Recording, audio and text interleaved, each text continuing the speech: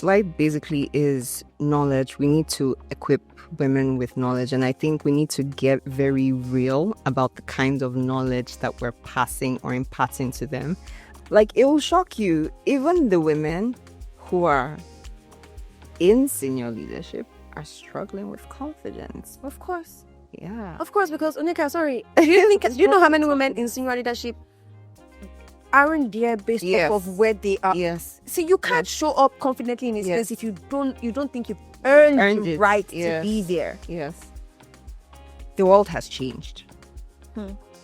Technology, personal brand, those two things. If you double down and you built a personal brand and you distributed yourself across the world, you have opportunities. Yeah. I personally don't have time to talk about somebody didn't do this for me. Government is not working for me. This is not doing this for me. What don't I know that I need to know? That's the first most important question.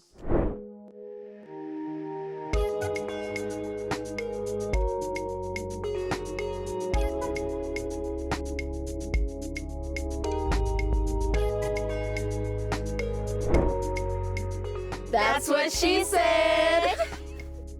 We've been talking about glass ceilings and the boardroom, and I now have with me someone I feel gives so much depth, so much insight into this conversation. Her name is Onyeka Nwobu. She's the founder of Authentic Leadership Institute. But I'm just going to give her the mic, which she already has, to give us a little bit more about herself. Okay. So I'd like to say that I'm a teacher, really. That's what I am. And how did I get here? Basically, I spent over a decade just like gathering insights, gathering knowledge. I played across very different industries. I just explored, like I gave myself that liberty to go. I keep telling people the few industries I maybe didn't get into, maybe oil and gas. Yeah, but like a lot of others, I went maybe mining as well. I didn't do mining, but just across fields, and did it across corporate levels, startup levels, even played in the development space. I'll go and just touch very briefly on the Authentic Leadership Institute, which we also call ALI Global. So that was born out of a career frustration. Well, it's been an accumulation of things. I looked back at my tweets from like 2018 and 2016. Such a different past. Yeah, it's different, but I also realized that I had always been talking about women leadership, women empowerment. I went back and I was like, that's so prophetic. I had no idea, but then I saw it. But then I think coming into entering into senior leadership as a young woman, I now realize like, oh, the game is a bit different. I didn't go in with anybody like holding my hands or telling me like this is what you should look out for. I just played it like my genius, my gifts will carry me, And it was the biggest shock of my life. I think just understanding the kinds of things that go on when you enter into senior leadership. So I think in 2024 I had a very interesting corporate experience. It was a very interesting one. And I think it made me really sit back and say, this means that all of these things we're saying and like talking about gender equality is fluff, because what's actually happening on the inside, like we're here having meetings at ONGA and talking about all of these things like, oh, there's this Beijing thing. And like the core things that are actually happening on the inside, I'm not hearing, like I'm experiencing it. Nobody talks about it. And then I was privileged to hear from some older women who they're also very resigned. They like what happens to you in the corporate experience in senior leadership is if you don't get it right, the system beats you and you become a shadow of yourself.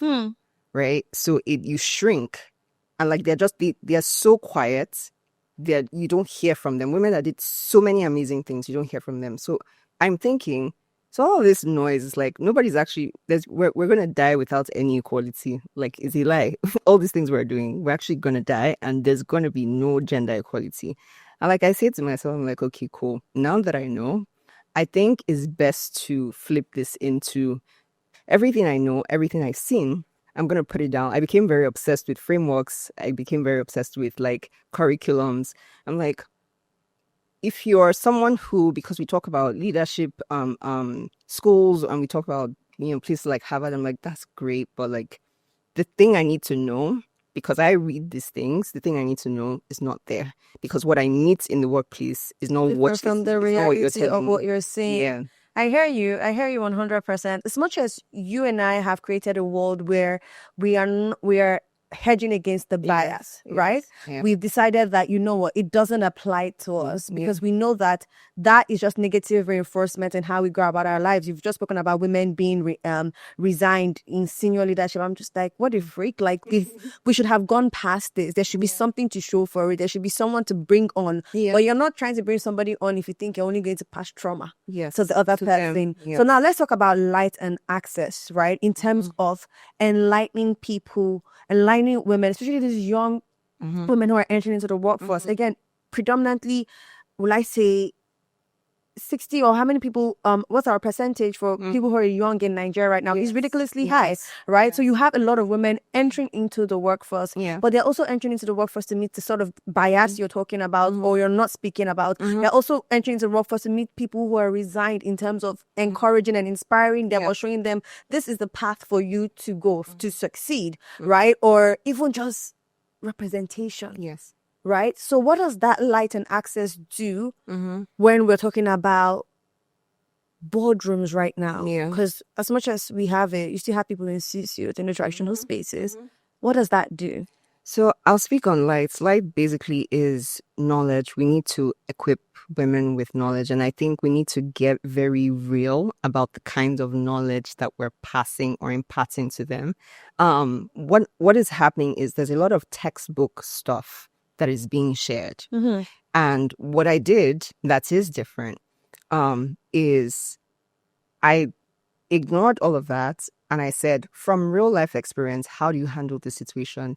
Our curriculum framework is simply spiritual, strategic, simple. So we don't address it from, a lot of people like to touch on the simple things, like how do you do executive presence? This, all the tips on LinkedIn. I'm like,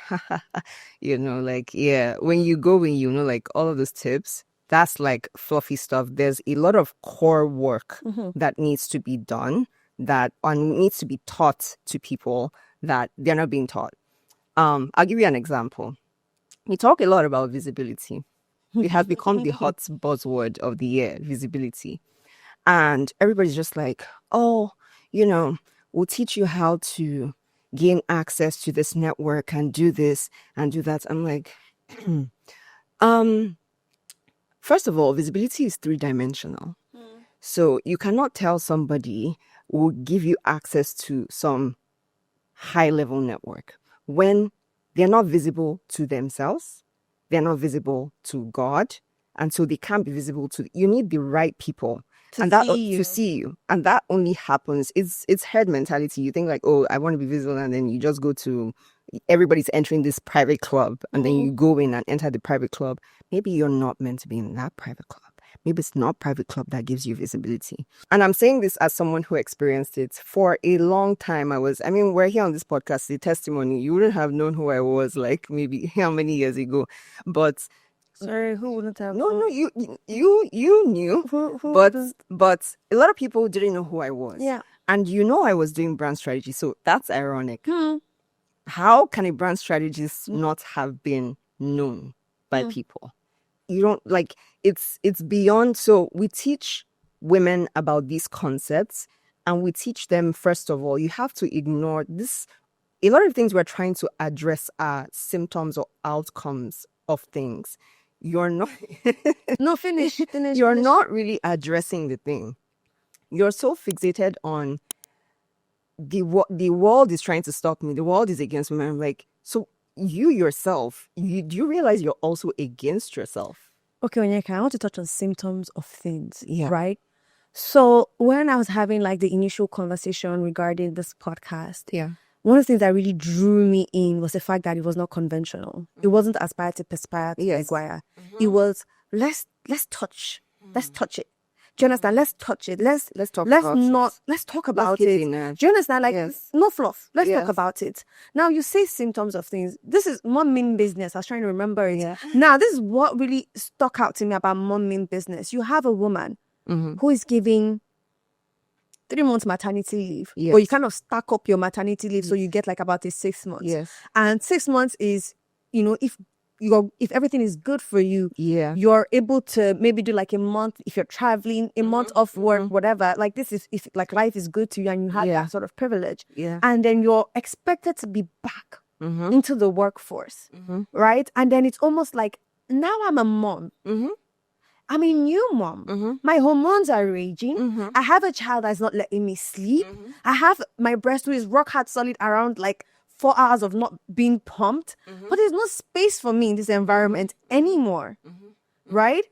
And there are so many microaggressions Yes. that have created these symptoms from women as moms or women as wives in spaces that you're now touching on through the Authentic Leadership Institute, right? So I want to talk about those things because now you're addressing the root cause. Sensei, Yes. talk to us about those root. No. Talk to us about those root causes that exist now for the typical Nigerian African women, because you have over how many thousands of women that you have had to interact with. You can say statistically what you see in terms of the symptoms, not in terms of symptoms, in terms of the root cause that has caused symptoms for women to have glass ceilings, not just from a societal point of view, but in their mind, first of all. Yes. So the system that worked when I was single or when I was newlywed and didn't have a child can't work for me now. Meaning, even spiritual system, career system, business system, whatever it is, it can't work anymore. So you have to take responsibility for your life. I'm saying this because at the end of the day, okay, the policies don't really favor you. Okay. The system doesn't favor you. Okay. It just feels like everywhere it's like you're shot. The only thing that doesn't shut you down or shut you out is you. Is only I've stopped ranting about government didn't do this for me. Damn, I'll become a government. Like it's so. What the hell? You will not eat. You're talking about government. You no go chop. No good talk. Like you're freaking talking about government. Stand up. You get up. We don't have time. I personally don't have time to talk about somebody didn't do this for me. Government is not working for me. This is not doing this for me. What don't I know that I need to know? That's the first most important question. Now, here's something that I was trying to explain to someone. You get into a bus in the morning. First of all, you have to wake up at an ungodly hour in Lagos. I almost died. You get into the bus in the morning, right? As you're trying to rush into the bus, a man is rubbing up on you as you're trying to get into the bus. Yeah. You have been objectified. Yeah. You sit down in the bus. There's someone trying to touch you. Yeah. Even as far as the conductor, doesn't feel like you should have a voice. Yeah. Do you know someone told me like sometimes she will pass her bus stop because she didn't want to say yes. that she because she didn't want to inconvenience other people. Yeah. Yeah. Right? You do that, you go into the office, your boss is telling you, is either you sleep with me or you leave this job. You have, and I would like to just put that there because we have a lot of women who are reinforcers of the patriarchy who look at you. I've had that when I was in NYSC, right? Yeah. Don't mind, like they just didn't like me, and that was not because I was so good at my job. Yeah. Right? So there's also something about you being a younger, pretty version of, and somebody just like, how dare you take up that sort of you space? think you are, yes. Right? So there's all of these microaggressions that makes it difficult for someone to even have an opportunity of a consultancy and be like, I don't think I can do it. Yeah. It's defeated. Like there's a lot of microaggressions that have made people feel so defeated in the system already. It's a confidence issue. From across everyone we've spoken to, like it will shock you, even the women who are in senior leadership are struggling with confidence. Of course. Yeah. Of course, because Onyeka, sorry, do you know how many women in senior leadership aren't there based off of where they are? Yes. See, you can't show up confidently in a space if you don't think you've earned the right to be there. Yes. Yeah. So it's a five is a lot. It's majorly about confidence is what we've diagnosed. We've seen it. So somebody comes to you and says like, I don't feel like I'm capable of this. And then you dig deeper. It's like, I have, and confidence then stems from the self-image, right, of the person. How do they see themselves? And you talk about like, how has society, my family, my circle reinforced my image of self. And so when we even address this confidence, what we do is actually give them a tool that says you need to go and sit and redesign your self-image. You have to see yourself for what you are. And I'll give you an example. This thing you said about you're already objectified, the reason why I'm saying all of these things, and I put it on, you have to take control of your life. It's very yeah, we'll fix policy. Like I went into policy because of this. I went into technology because of this. It'll take a while. Until that's happening, your life can't be on standstill. So I'm putting it back on people. It's like it's and I'll get to a point, but I experienced this. Yes, you did. I experienced it. I was hypersexualized. Yep. Like I thought what I had to bring to the table, this table we talk about, I thought what I had to bring was my sexy self. Like, and I knew in my heart that it wasn't what I had to bring, because right from when you follow my track record from school, I've been about brain.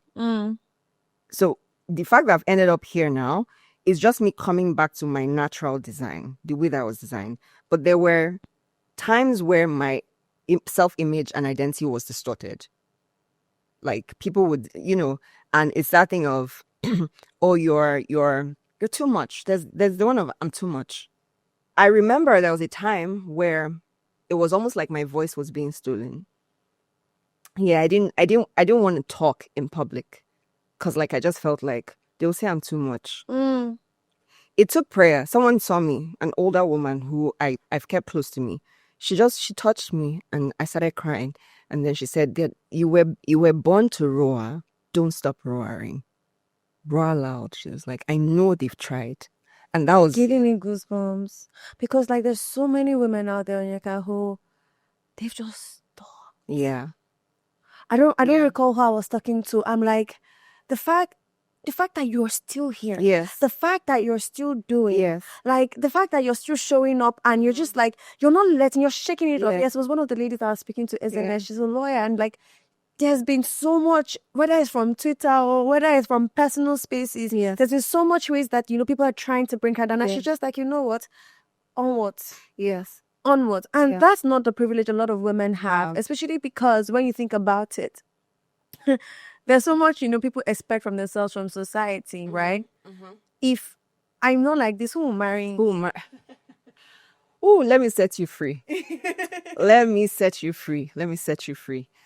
If you're, first of all, like, I want you to sit down. This is an exercise. Look at your bank account, please, first of all. If it's not reflecting what it should be reflecting, please forget about that, first of all.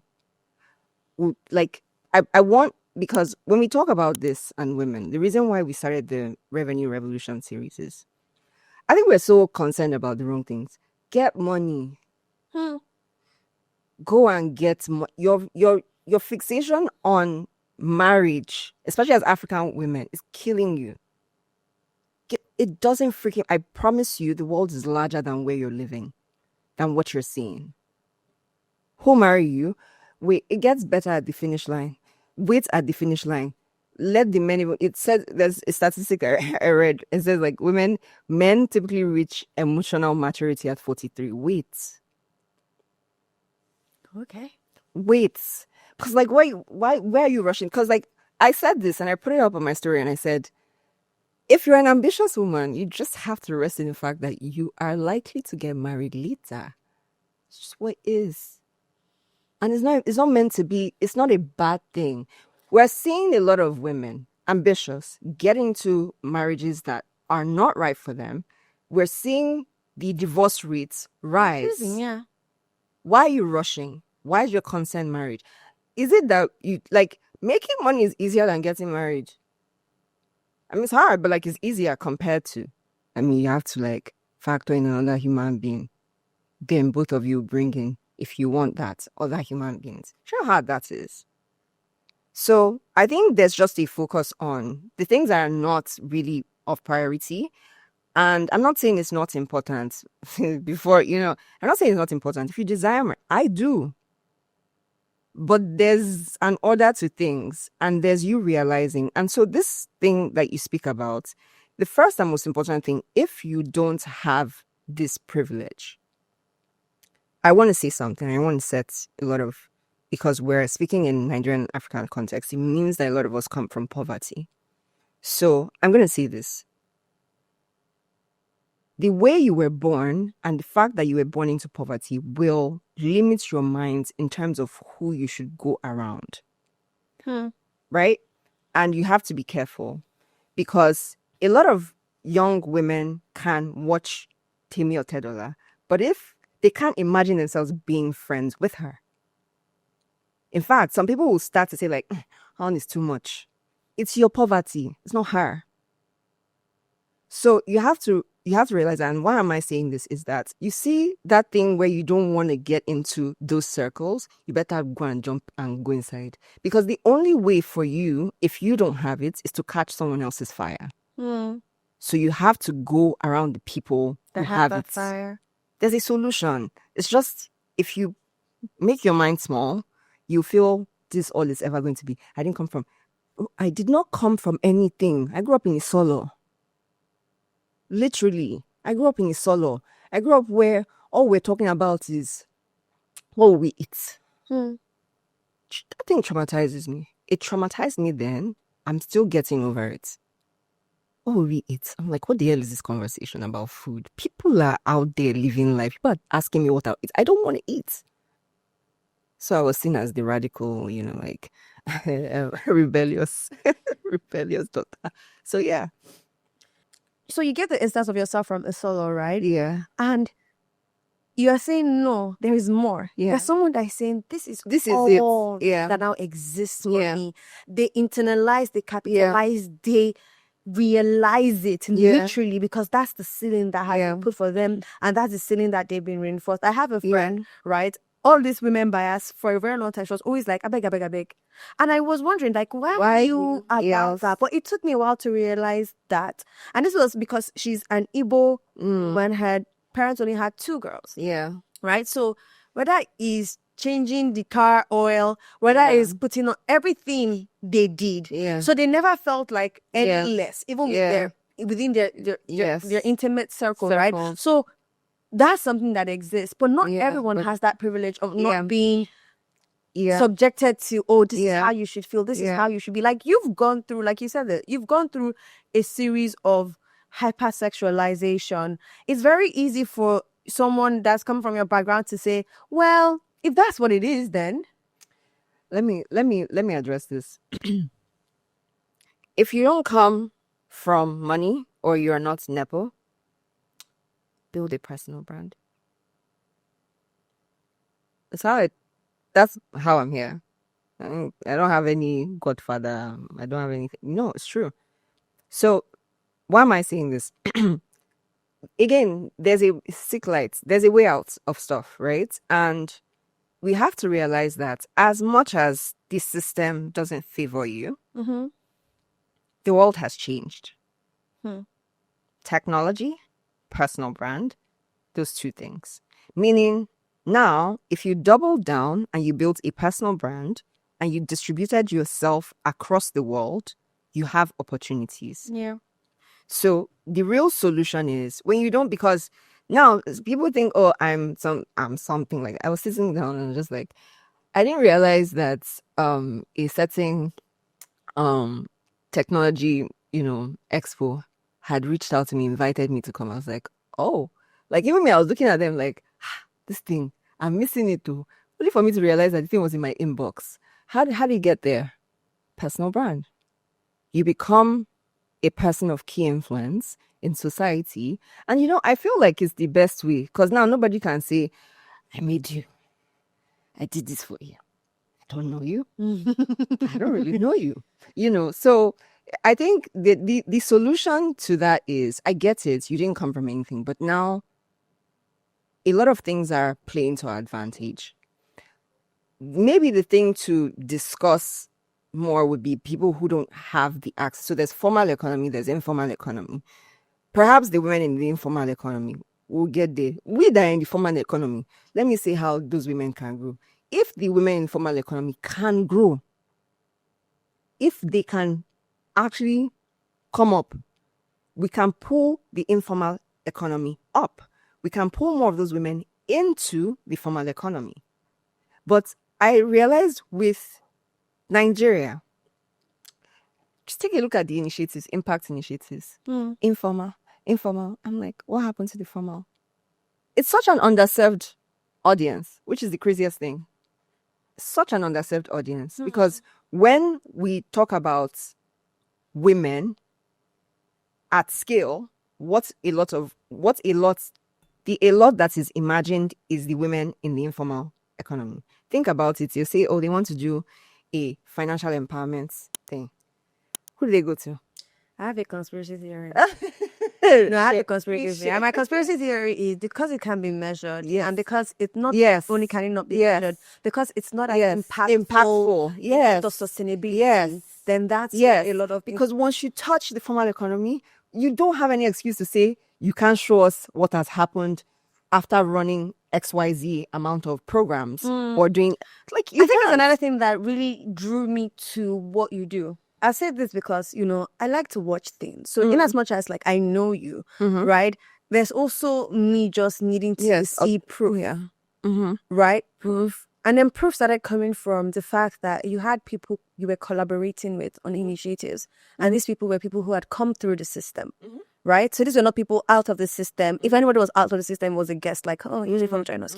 But it was you had people through the system. And so there's proof of that. Yes. I've had spaces where they say, hey, we're doing this for women. But I've never really seen proof. Right? Proof of how this would better me. Proof of how this would make me get to XYZ space. Yes. It just seemed like one other women empowered perspective. It's like the Guinea of Women's Month. It's good. So if the women in the formal economy can actually come together and climb up, when I say come together, hear me out. I'm hearing you. I mean, what is being done at ALI now? If we identify that it's an insecurity thing that's causing us not to collaborate to move forward, then we go back to how do we solve this? Right? How do we solve this? Not everyone has the privilege of being a coconut head or being an outlier or a radical. Do you understand? Not everyone is fine with being called too much. Yeah. Right? There's some people who still want to be a part of the system. Yeah. Right? They need that validation from the system. How have you seen the framework of confidence change people? And how, I can't afford to get to ALI right now, but I just need a few ways to understand how I can change my mindset. Change your mindset. There's two ends of the coin. Not everybody will be a coconut head. Not everybody will want to get out of that cultural system. It serves some people, and some people it does not serve, people like us, right? And so this is one thing I started doing. One is you actually have to look at a lot of things that involve your advancement and your progress as a dating process. You have to approach people like you're about to date them. It's something that changed everything for me. Because you see someone and just be like, imagine this. We're all gathered, right? And someone is like, yeah, women empowerment. And you're like, it's a keyword. So you identify it. And so you're just like, yeah, me too. Wrong. You too is not, that's not how you identify that the person, you get what I mean? That person, you guys share. About that, About that. So I started dating people, and more specifically, I created a framework as me looking to partner with people, and then also from a friendships point of view, like allies. And the most important thing you're looking for is you have to be clear on, if you identify that, the people who are honestly, truly advocates and people who live out this thing that we're talking about, you have to look for the traits that they share. What do Chidera and Onyeka share? You have to put that down. And so now you're dating people based on values, and you're allowing people into your life based on values. Now, if you want to get out of the system, then you start trying to identify a Chidera or an Onyeka so that you don't go and then you wanting to get out of the system, you're just like, oh, everybody's the same. Everybody's not the same. Everybody doesn't think like that. But you have to be able to create that framework for yourself to say, like, this is my own 2 FA. This is my own 3 FA. So that I know exactly, you know what I mean? Like, so that I know that when I'm approaching this person or when I'm trying to find allies or people to collaborate with, these are the things that make this person. These are our values and values that. connected. But how sorry, we just all have to understand that the fight is not from you, right? Yes. The fight is not from you. Yes. And as much as we don't like to reinforce it, right? It's like a pattern of things is something that either reinforces like a psychological trauma or a spiritual trauma. So if you're like someone that goes to church, you could like generational trauma that have always happened. And so one of the things that I know is that women in Nigeria have trauma. Yes. Right? And there needs to be that break free, that deliverance from trauma. And right now, what that trauma has done is that it's put us back into a system that doesn't belong to us. Our design is distorted. It's distorted. It's not how we see ourselves. It's not how the world sees us. It's not how we should even, express ourselves in the world. So there's a need for us to go back to the original design. Right? And if you're going back to the original design, you have to, you have to retreat. Yes. Retreat into that work. Yes. Into that alpha, right? Yes. In whatever way that it expresses to you, you have to retreat into that and figure out, you know what? I'm not fighting this man that's in my office or this man that's in my office. No, that fight is a little bit beneath me, right? Because you can now see options. It's why the other mother could see that and see that. And, this is just blowing my mind because when you realize that, then you don't, the bias doesn't work against you because it doesn't exist for you. It really exists. It doesn't exist for you. So we'll round this up, real quickly. It's been such a fire conversation. What's one advice that you want to give to emerging leaders, young leaders? Because by virtue of the population that we have right now, a lot of these girls are going to be in leadership positions in one way or another. What is that advice you would give to them? I think my key advice would be remove the word emerging. Yeah. I find it problematic. I think it is what is used to categorize, and as a youth leader, young leader. And I get it. They're leaders in preparation. I understand it. But I think for the people who are being addressed, you are already one. If you saw yourself like that, you start to act and you start to become. So it's a thing of because these are also things that limits, like, I'm still too young. So I would say the first thing that I had to do was take it. In fact, young is a cuss word at ALI. It's a cuss word. We had to take it out because I had to take it out for myself because I found, like, if I'm sitting in the boardroom, what am I? You're a board member. I'm a young board member. And it's the labels that actually wire us when they say female board member. What the hell does that mean? You're a board member, period. Nobody says it's a male board member. So take out a male politician. Take out the labels. Put it as what it is. You are a leader. You were created to lead.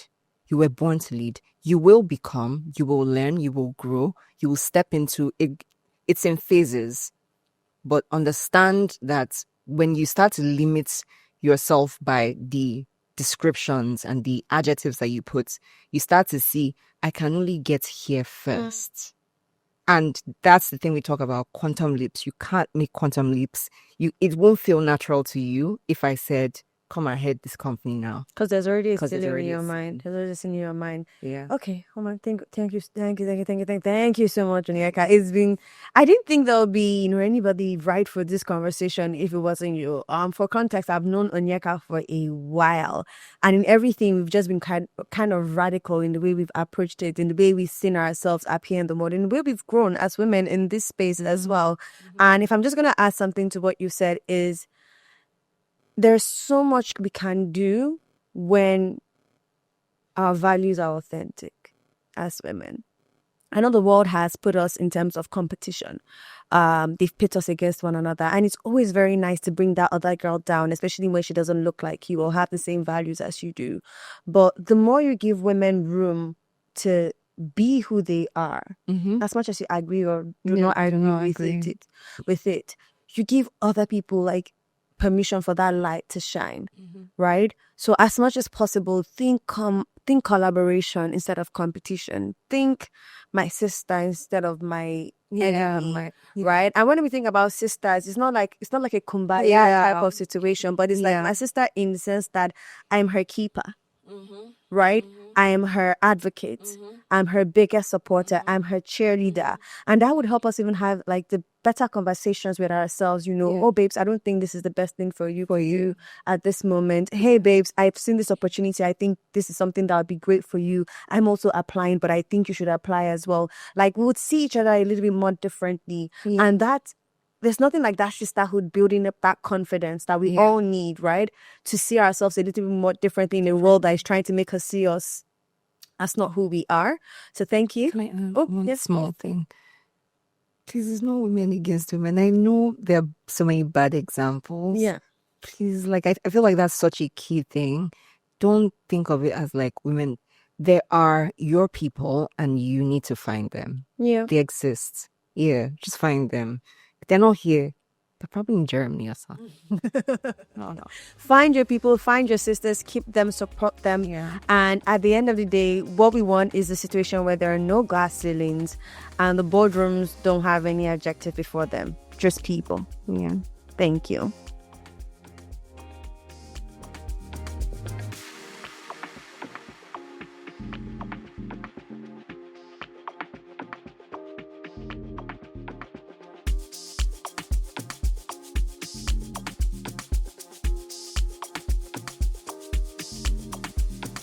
That's what she said.